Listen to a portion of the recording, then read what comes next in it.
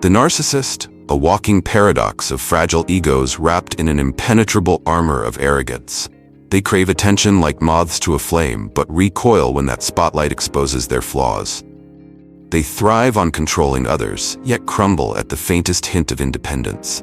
And responsibility? To them, it's as foreign as humility. But fear not, because today we are diving headfirst into the art of dealing with these emotional vampires. If you've ever been drained by a narcissist, you know the frustration of their constant manipulation, gaslighting, and insatiable need for validation. So what if I told you there's a way to flip the script? Not just to survive, but to thrive, while leaving them spinning in their web of delusion. Yes, we're talking about 12 ways to torture the narcissist without lifting a finger in malice. These strategies, inspired by the timeless wisdom of Marcus Aurelius and Stoicism, are not about vengeance. They're about reclaiming your peace and power. Think of it as self-improvement with a deliciously ironic twist. From silent defiance to building an unshakable sense of self, these methods will arm you with the tools to navigate the chaotic world of narcissists and come out stronger, smarter, and dare I say, happier. And no, this isn't just some self-help fluff. This is a masterclass in psychological judo. Before we dive into these 12 foolproof strategies, I want you to join the conversation. Comment, "Stay stoic, stay strong" below if you're ready to take back control of your life. Let's flood the comments with this mantra and create a wave of resilience together. And don't forget, watch until the very end.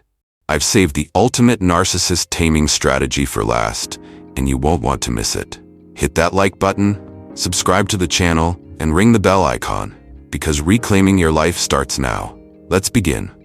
Number 1, ignore them. Starve the narcissist of their lifeblood. The narcissist walks into a room like a self-appointed deity, fully expecting the world to revolve around their every word, gesture, and sigh. They feed on attention, your attention to be specific. Whether it's admiration, fear, or frustration, every drop of emotional energy you give them is fuel for their delusions of grandeur. Deny them this lifeblood, and you'll witness something remarkable: the slow, agonizing collapse of their carefully crafted facade. Let's set the scene. You're at a party, and the narcissist begins their performance. With dramatic flair, they recount a story where they were the hero, the genius, the savior. The details are exaggerated, the tone is self-congratulatory, and the occasional glance at you is a demand for validation. The usual script might have you nodding along, feigning interest, or even challenging the absurdity of their tale. But what happens if you don't play your part? Imagine this instead. As they dive into yet another embellished anecdote, you remain calm, indifferent, and disengaged. You offer no reaction, no laughter, no frowns, no applause. When they pause for effect, you simply turn to someone else and ask, "So how's your dog doing?" That's it. You've just delivered the narcissist's worst nightmare: irrelevance. This isn't just about ignoring them out of spite. It's a calculated act of defiance that attacks the very core of their existence. Marcus Aurelius, the Stoic emperor, understood the power of disengagement. You have power over your mind, not outside events. Realize this, and you will find strength. By refusing to let the narcissist dictate your attention, you reclaim control over your emotional energy. You're no longer a puppet in their drama. You've become the immovable object to their unstoppable force. But let's be clear, this isn't always easy. Narcissists are masters of provocation, and they won't go down without a fight. They may escalate their behavior, throwing in subtle insults or outrageous claims to bait you back into their orbit. For example, at the same party, they might suddenly say, "Well, not everyone can appreciate my success. Some people just don't have the vision." A stoic response? Silence. Or if you must speak, something neutral like, "Interesting," before redirecting the conversation. Epictetus said it best: "It's not what happens to you, but how you react to it that matters." By refusing to engage, you send a powerful message. Their attempts to control you are futile. Ignoring them isn't just a tactic, it's a declaration. You're stating that their behavior doesn't define you, that their attempts to control your attention are meaningless. And for a narcissist, this is the ultimate form of psychological torment. Number 2, stay calm. The narcissist's volcano meets your glacier. The narcissist thrives on chaos. To them, life is a gladiator arena, and their greatest triumph is seeing you flustered, frustrated, or enraged. Your emotional outbursts are their trophies, proof that they hold power over you. But what happens when their fiery provocations crash against the icy calm of your unwavering composure? The answer is simple. Their fire fizzles out, and they're left seething in their impotence. Picture this. The narcissist is like a volcano, unpredictable, loud, and intent on erupting at the slightest provocation. You, on the other hand, must become a glacier, slow, steady, and utterly unaffected by their heat. No matter how much lava they spew, you refuse to melt. This isn't just about staying calm, it's about turning their energy back on them, forcing them to grapple with their inability to control you. Let's take a classic example. You're working on a group project, and the narcissist deliberately criticizes your contributions in front of everyone. Their tone is cutting, their words designed to embarrass you. Most people might react defensively, arguing back or trying to prove their worth.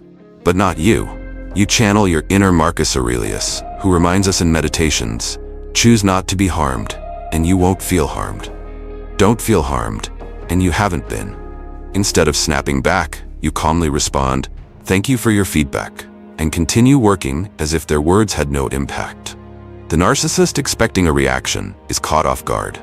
They may try harder to provoke you, raising their voice or doubling down on the criticism. But your unshakable calmness acts like a mirror, reflecting their irrationality while keeping you untouchable. Here's the beauty of this strategy.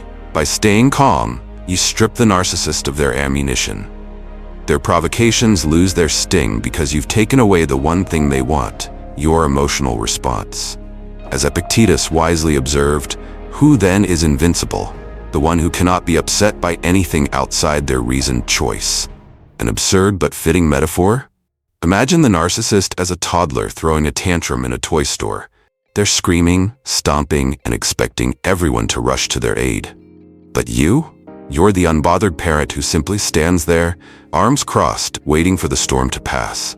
Your calmness frustrates them to no end because it denies them the validation they seek. So the next time the narcissist in your life lights the fuse, be the glacier. Their volcano may roar, but you remain steady, serene, and resolutely untouchable. This, more than anything, drives them mad and keeps you firmly in control. Number 3. Never share personal information. It all started with an innocent comment, a moment of venting about family gatherings. "I honestly hate these reunions," you had said one evening, confiding in your cousin, who just so happened to be the narcissist of the family. At the time, it felt safe. After all, who could blame you for disliking the endless chatter, the thinly veiled criticisms, or the suffocating air of forced politeness? But for the narcissist, your honesty wasn't just a statement, it was a weapon. A week later, at the family reunion, you discovered just how sharp that weapon could be. Can you believe they said they hate these gatherings? Your cousin announced loudly enough for everyone to hear, a fake gasp punctuating their words. Heads turned. Conversations stopped. There you stood, suddenly the subject of judgmental glances and whispered gossip. "That's not what I meant," you stammered, trying to salvage the situation. But it was too late. The damage was done, and the narcissist was basking in the spotlight they had created, at your expense. This is their game. Narcissists collect information like currency, ready to spend it at the precise moment it will benefit them most. Your feelings, vulnerabilities, or casual confessions? To them, these are just tools to manipulate, embarrass, or control you. Marcus Aurelius, the Stoic philosopher, offers timeless wisdom for such moments. Be like the cliff against which the waves continually break, but it stands firm and tames the fury of the water around it. So what do? First, you learn the golden rule. Never share personal information with a narcissist. This isn't about being paranoid. It's about maintaining boundaries and protecting yourself. If you must interact with them, keep conversations light and surface level. Talk about the weather, the latest movies, or anything neutral that doesn't give them ammunition. Imagine a castle surrounded by a moat. That castle is your private life, and the moat is your discretion. By choosing what to share and what to withhold, you ensure the narcissist never gains access to the inner sanctum of your thoughts and feelings. When they probe for more, "Why don't you like these reunions?" or "Tell me what you think about Aunt Margaret?" You respond with vague, non-committal answers. Oh, I don't mind them. It's just busy, you know? You keep the moat filled and the drawbridge firmly raised. The next time you're tempted to share, remember this story. Your words may seem innocent, but to a narcissist, they're seeds of chaos waiting to bloom. Protect your peace by keeping your private thoughts private. After all, as Epictetus said, no man is free who is not master of himself. Mastery, in this case, begins with silence. Number 4. Self-improvement and success. The narcissist's kryptonite. The narcissist in your life, whether a partner, an ex, or someone who never deserved your time to begin with, thrives on one principle: keeping you beneath them. Your stagnation feeds their ego. Your insecurities give them leverage. But the moment you begin to rise, learning, growing, succeeding, you threaten the delicate balance of their self-made hierarchy. To a narcissist, your success is not just an inconvenience, it's a direct assault on their perceived superiority. Picture this. You've just started a new fitness routine. You're eating healthier, exercising regularly, and feeling better than ever. Your partner, the narcissist, notices. At first, they may feign support. "That's great, babe," they say, eyes narrowing as they calculate their next move. A week later, they're mocking your choices. "Oh, you're eating that again? Guess you're too good for takeout now." Subtle digs, masked as jokes, start to chip away at your confidence. But why? Because your self-improvement casts a spotlight on their inadequacies. Your glow-up is their wake-up call, and they hate it. Marcus Aurelius had no tolerance for such pettiness, reminding us in Meditations, waste no more time arguing about what a good man should be one. Now imagine flipping the script. Instead of retreating, you double down. You keep showing up to the gym, acing your work presentations, and studying for that degree you've always wanted. Each step forward you take leaves them scrambling to catch up, or to pull you back down. Take another example from a romantic relationship. You're thriving at work, earning promotions and accolades. The narcissist? They sulk. Must be nice to have a job that matters, they say. Their bitterness thinly veiled. Or perhaps they go for sabotage, demanding more of your time and energy, making you feel guilty for focusing on your goals. A Stoic response? Maintain your course. As Epictetus said, if you want to improve, be content to be thought foolish and stupid. It's not just in relationships. An ex-narcissist might slide into your DMs when they see your LinkedIn update about your new job. "Wow, looks like someone's moving up in the world," they type, laced with faux admiration. Translation: how dare you outgrow me? Your success is their kryptonite because it reminds them they're not as indispensable as they think. But here's the kicker. Your journey isn't about them. It's about you. Self-improvement isn't revenge, it's freedom. It's reclaiming the time and energy they once drained and redirecting it toward your growth. Build your skills, nurture your health, and celebrate your wins. Post those achievements proudly, not for their approval, but for your joy. Let their insecurities simmer as you rise higher, and when they try to derail you, stay focused. Marcus Aurelius gives us the perfect rallying cry. Dwell on the beauty of life, watch the stars, and see yourself running with them. So keep running, keep thriving, leave the narcissist behind in their own shadow, because nothing irritates them more than seeing you shine in a world they can no longer control. Number 5. Actions speak louder than drama, the narcissist's worst enemy. Words are the narcissist's favorite playground. They twist them, distort them, and hurl them back at you like boomerangs sharpened to cut deep. You say, "I just need some space," and suddenly, you're the villain who abandons people. You point out their hurtful behavior, and they reframe it as you attacking their character. This is their game, verbal gymnastics designed to confuse, frustrate, and control. So why bother engaging in a battle of words when you can let your actions do the talking? The narcissist can't manipulate silence, and they certainly can't twist what isn't said. Instead of wasting breath on arguments destined to be distorted, show them where you stand with bold, clear, and undeniable actions. Let's say the narcissist in your life is a romantic partner who constantly dismisses your boundaries. You've told them repeatedly, "I need time to focus on my work," but they keep interrupting with trivial demands for attention. Words have failed you here. So what do? You take action. You close the door. You silence your phone, You block off non-negotiable me time on your calendar. You don't argue, you don't explain, you just act. Marcus Aurelius, the Stoic emperor who probably had to deal with his fair share of narcissists in the Roman Senate, understood this principle well. Waste no time talking about what a good man should be one. Now, let's bring this into the workplace. Imagine a narcissistic coworker who thrives on taking credit for others' ideas. You could confront them in a meeting, but why hand them an opportunity to gaslight you in front of the team? Instead, you let your actions speak. You document your work meticulously, CC the boss on emails detailing your contributions, and present your ideas directly. When the narcissist tries to claim your achievements, the evidence is already there, silent, indisputable, and devastating. Here's a fun metaphor for this strategy. The narcissist is a cat, constantly batting at dangling strings, your words. Cut the strings, and they're left pawing at thin air, bewildered and powerless. Your actions, on the other hand, are the immovable furniture of the room. They can't argue with it, they can only accept it. When they inevitably confront you, "Why are you shutting me out?" or "Why didn't you run this by me first?" you maintain your stoic resolve. A calm, simple response like, "This is what I've decided," closes the conversation. As Epictetus said, don't explain your philosophy, embody it. In the end, actions aren't just louder than words, they're unassailable. They render the narcissist's tactics futile, leaving you standing firm in your truth. Let them twist and turn in frustration as you continue building your life, step by deliberate step, on a foundation they can't shake. Number 6, don't expect change, a lesson in futility. There was once a man named Daniel, a kind-hearted, patient soul who fell in love with a woman named Clara.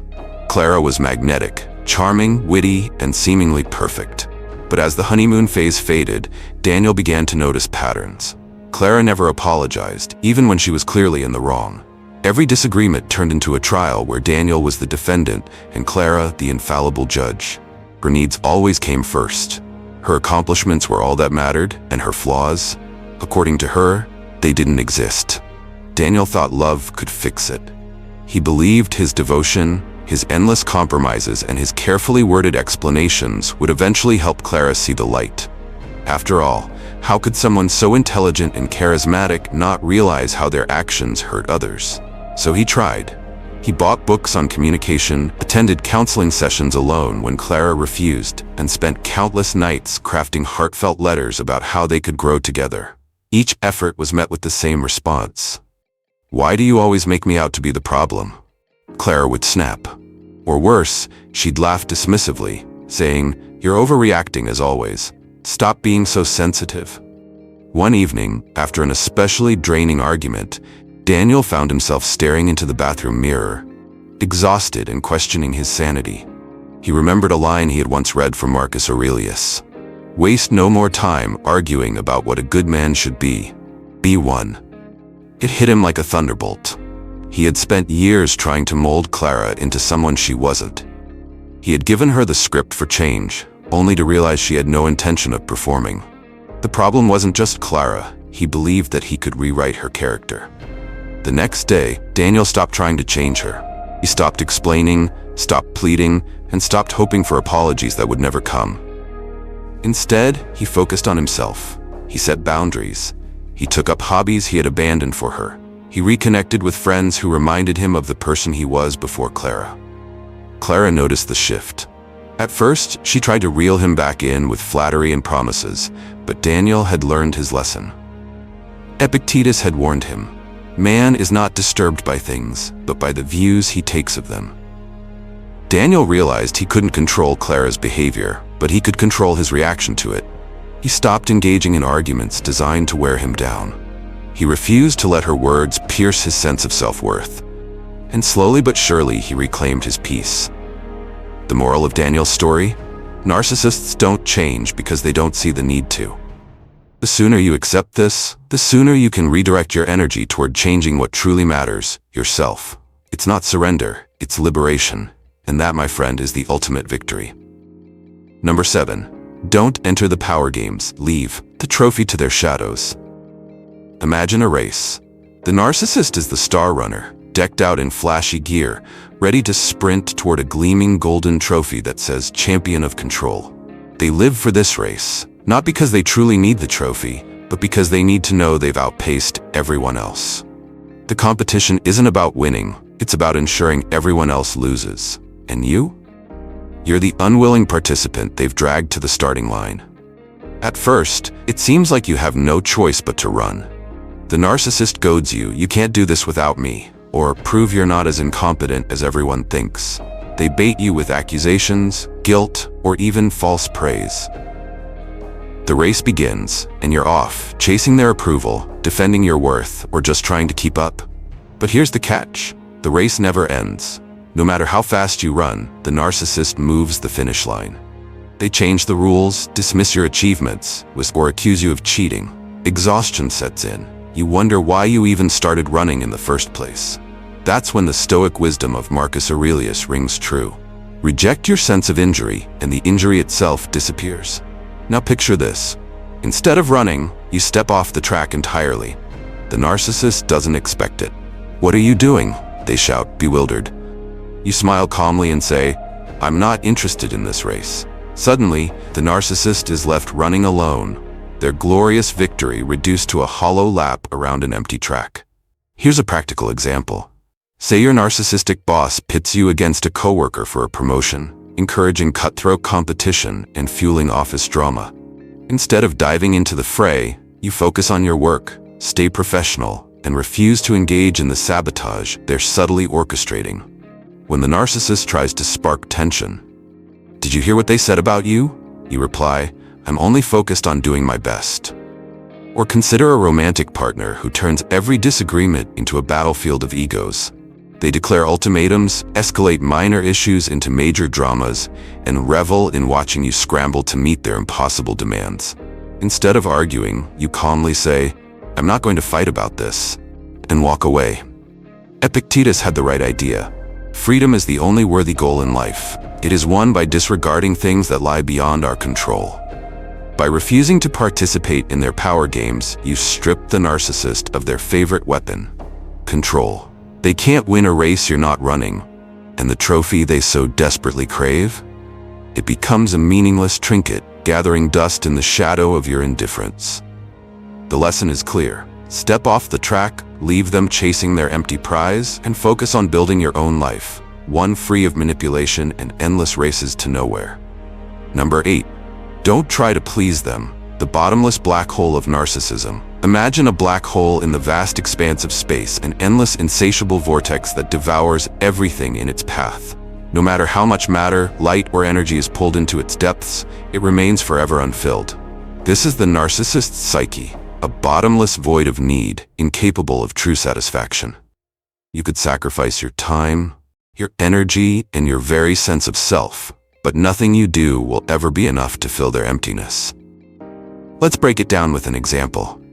You're dating a narcissist. At first, they shower you with compliments and affection, making you feel like the center of their universe. But soon, the demands begin. "Why didn't you text me back immediately? Don't you care how I feel? You didn't plan my birthday exactly how I wanted." You try harder, bending over backward to meet their expectations, hoping to avoid their disappointment or anger. But here's the kicker. Every time you meet one of their demands, they move the goalposts. The perfect birthday party isn't perfect enough. The constant reassurance isn't constant enough. The love you pour into them vanishes like water into sand. As Epictetus aptly said, "Curb your desire, don't set your heart on so many things, and you will get what you need." This isn't about you failing, it's about them being incapable of contentment. A narcissist's need for validation is endless, because it's rooted in a deep, unacknowledged insecurity. They don't want to feel better, they want to feel superior. And to maintain that illusion, they'll keep you on a treadmill of unmet expectations. Consider a workplace scenario. Your narcissistic boss constantly criticizes your work. You stay late, triple-check your reports, and even skip personal events to meet their impossible standards. But it's never enough. "You're too slow," they say one day. "Now you're rushing," they snap the next. Their approval is a mirage. You chase it, but it always fades into the distance. Here's the Stoic solution. Stop chasing. Marcus Aurelius reminds us in Meditations, think of yourself as dead. You have lived your life. Now take what's left and live it properly. This isn't an invitation to despair, it's a call to liberation. Accept that you cannot please them, and shift your focus to living authentically. Instead of scrambling to meet their impossible demands, prioritize your values, goals, and well-being. When they complain, because they will, let their words wash over you like rain on a stone. You are no longer in their orbit, trying to fill their emptiness. The black hole will never be satisfied, but you don't have to be consumed by it. Step away, build your universe, and let their void spin on without you. Because true peace isn't found in pleasing others, it's found in pleasing yourself. Number 9. Strategic distance, when the puppet cuts the strings. To a narcissist, you are not a person. You are a resource. Your time, your energy, your reactions, and even your silence are all valuable commodities they mine to sustain their fragile ego. But what happens when the mine runs dry? When do you stop being their constant source of validation? That's when the real fireworks begin. Think of the narcissist as a puppeteer. Every time they pull a string, a text, a guilt trip, a just checking in phone call, they expect you to dance. But what happens when the puppet cuts the strings? Strategic distancing is your way of stepping off the stage and leaving the narcissist scrambling to find a new show. Take, for example, Lisa, who worked with a narcissistic boss named Greg. Greg thrived on micromanaging his team, pulling everyone into endless meetings, and expecting instant replies to his late-night emails.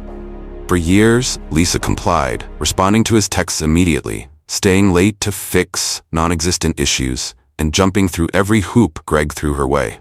Then one day, Lisa decided to implement strategic distance.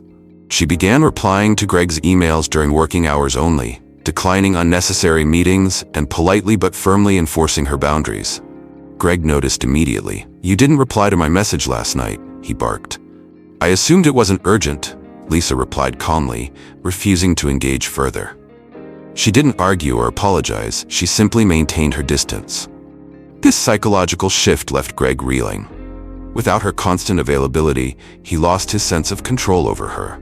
Marcus Aurelius might have had Lisa in mind when he wrote, "If you are distressed by anything external, the pain is not due to the thing itself, but to your estimate of it, and this you have the power to revoke at any moment." Strategic distance doesn't just work in professional settings, it's a lifesaver in relationships, too. Imagine you're dating a narcissist who insists on constant communication. They text you every hour, demand immediate replies, and guilt trip you for spending time with friends. Instead of getting sucked into their vortex, you start spacing out your responses. A text they expect you to answer in 5 minutes now takes an hour. A phone call they want to last an hour is politely ended after 10 minutes. At first, the narcissist will escalate. They'll accuse you of ignoring them, try to bait you with guilt, or even throw in a dramatic gesture like, "I guess you don't care about me anymore." But this is a test. As Epictetus said, first say to yourself what you would be, and then do what you have to do. What you have to do is hold your ground. Strategic distance is not about punishing the narcissist. It's about reclaiming your space, your energy, and your peace. Over time, the narcissist will either adapt to your boundaries or fade from your life, unable to sustain their control without your participation. Remember, distance doesn't mean disengagement, it means freedom. You are no longer a puppet dancing on their strings. You are the architect of your own life, far beyond the reach of their grasping hands. Let them flounder while you move forward. The stage is yours now. Number 10. Leverage the no expectations principle. The narcissist's most devastating reality check. A narcissist is like an illusionist, an expert at setting up dazzling expectations only to pull the rug out from under you at the last moment. They thrive on your hope. Your belief that they might change, care, or even just do the bare minimum fuels their power.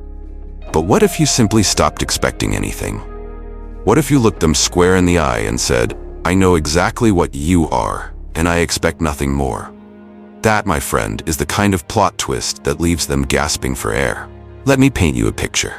Meet Emily, a woman who, for years, hoped her narcissistic boyfriend, Derek, would finally step up. Birthdays, he always forgot. Promises, he made them grand but delivered nothing. When confronted, Derek would unleash a tirade of excuses. "You're too demanding," or "I never asked for this pressure." One fateful year, Emily decided to conduct a little experiment. Her birthday was coming up, and instead of dropping hints, making plans, or expecting anything, she embraced the Stoic philosophy of no expectations. As Epictetus famously advised, don't hope that events will turn out the way you want, but welcome events in whichever way they happen. So the day arrived. Derek waltzed in empty-handed, with no mention of her birthday, and flopped onto the couch. Emily, prepared for the show, simply smiled and handed herself a small cake she'd bought earlier. "Happy birthday to me," she declared cheerfully, slicing herself a generous piece. Derek stared, flabbergasted. No tears? No guilt trip? No argument? He was a magician whose trick had failed to astonish. Here's the brilliance of the no expectations principle. It strips the narcissist of their favorite weapon, your hope. Hope gives them leverage. They promise just enough to keep you tethered, dangle a carrot of potential to make you chase them. When you stop chasing, they lose their power. Consider a workplace scenario. Your narcissistic manager assures you, next quarter, you'll get the recognition you deserve. In the past, you worked overtime, bent over backward, and clung to their empty promise like a lifeline. Not anymore. Instead, you decide, I'll do my job well, but I'll seek fulfillment elsewhere, through hobbies, friendships, or even a better job. When the promised recognition never comes, you shrug. The narcissist, expecting your outrage, finds only indifference. It's not just about what you do, it's about how your lack of expectation utterly confounds them. Narcissists thrive on being the center of your emotional world, whether through joy or frustration. Your apathy is like static on their favorite channel, rendering their drama unwatchable. Marcus Aurelius captured this mindset perfectly in Meditations. Begin each day by telling yourself, today I shall meet with interference, ingratitude, insolence, disloyalty, ill will, and selfishness. All of them result from ignorance of what is good or evil. But I am free from it all, for I have guarded my soul. Emily eventually left Derek, taking her cake and her peace of mind with her. The takeaway? Stop feeding the narcissist with hope and start nurturing your sense of reality. Expect nothing, and you'll gain everything. The freedom to live without their manipulation, the clarity to see through their tricks, and the peace that comes from no longer playing their rigged game. Because in the end, the greatest disappointment for a narcissist isn't your anger or despair. It's your quiet, unwavering indifference. Number 11. Burst their bubble. Deflating the narcissist's ego with indifference. To a narcissist, their accomplishments, whether exaggerated, stolen, or outright fabricated, are sacred relics. They parade them around like trophies, expecting gasps of admiration and an endless stream of validation. But here's the kicker. Even a single shrug can send them spiraling into existential dread. Their meticulously constructed kingdom of self-glory collapses when faced with the crushing weight of indifference. Let me introduce you to Kyle, the colleague who could turn organizing the office coffee station into a TED Talk-worthy achievement. One afternoon, Kyle spent an entire team meeting boasting about his role in securing a minor client deal. Honestly, without me stepping in, we would have lost this client, he declared, his tone brimming with self-importance. He punctuated the speech with a theatrical sigh and leaned back, awaiting the inevitable flood of admiration. But this time, his coworker Sarah tried something new. Instead of clapping metaphorically, she responded with a casual, "Oh, that's nice," and went back to her notes. Kyle froze, momentarily stunned. No applause, no probing questions about his brilliance, just nice. His carefully orchestrated moment of triumph fizzled out before it could take flight. Here's the genius of Sarah's approach. Narcissists thrive on external validation. When you deny them the attention they crave, their ego flounders. Marcus Aurelius, in his timeless Meditations, put it best. It never ceases to amaze me. We all love ourselves more than other people, but care more about their opinion than our own. Now let's shift to a family gathering. Aunt Linda, the self-proclaimed matriarch and unofficial queen of everything, spends 20 minutes regaling everyone with the saga of her latest kitchen renovation. "The marble countertops were my idea, of course," she says, making direct eye contact with you. "Aren't they stunning?" Instead of fawning, you respond with a neutral, "They're nice," before turning back to your plate. The air in the room changes. Aunt Linda shifts in her seat, suddenly less sure of her dominion. This isn't about being rude or dismissive. It's about breaking the cycle of feeding their ego.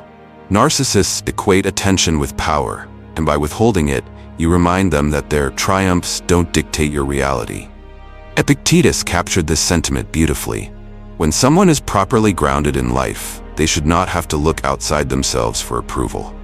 But beware, indifference doesn't sit well with a narcissist. They may escalate, boasting louder, inflating their stories further, or even resorting to guilt-tripping. I guess you just don't care about my hard work. Your response? Hold firm. Smile, shrug, and keep your peace. This strategy isn't about crushing their ego for the sake of it.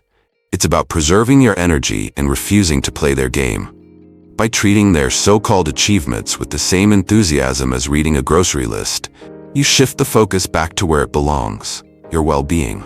So, the next time a narcissist waves their latest achievement like a flag of superiority, remember, a quiet shrug is more powerful than a standing ovation. Let their ego spiral into the void while you bask in the serenity of your indifference.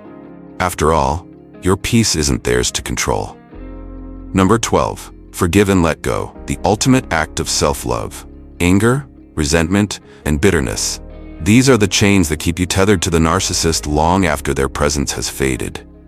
Each time you replay their words or relive their manipulative games, you hand them free rent in your mind.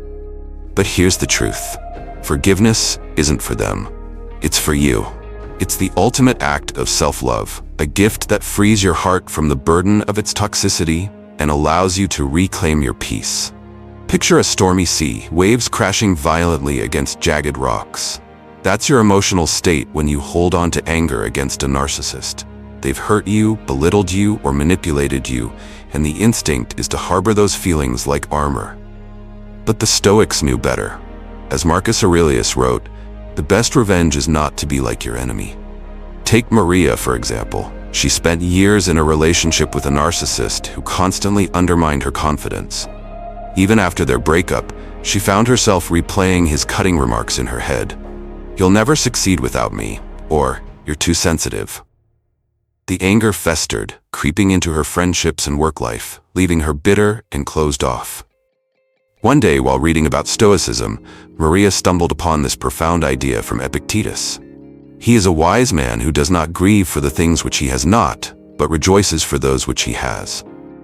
Maria realized something crucial. Her ex no longer had control over her life, but she was still letting his words dictate her emotions. That night, she wrote down everything she was holding on to. The insults, the manipulations, the disappointment. Then, one by one, she forgave them, not for his sake, but for hers. With each act of forgiveness, she felt lighter, as if the chains that had bound her were falling away. Forgiveness doesn't mean excusing the narcissist's behavior or inviting them back into your life. It's about releasing the grip they have on your emotions. When you forgive, you stop drinking the poison of resentment, and you start nourishing yourself with self-love.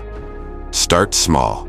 Each time you feel the sting of their words or actions, remind yourself, this is no longer mine to carry. Picture yourself setting down a heavy bag at the side of the road and walking away lighter and freer. And then, focus on what matters most, you. Take the time to rediscover who you are outside of their shadow. Build yourself up with affirmations, hobbies, and relationships that bring you joy. As Marcus Aurelius advises, look well into thyself. There is a source of strength which will always spring up if thou wilt always look. Forgiveness is not a weakness. It is the ultimate strength.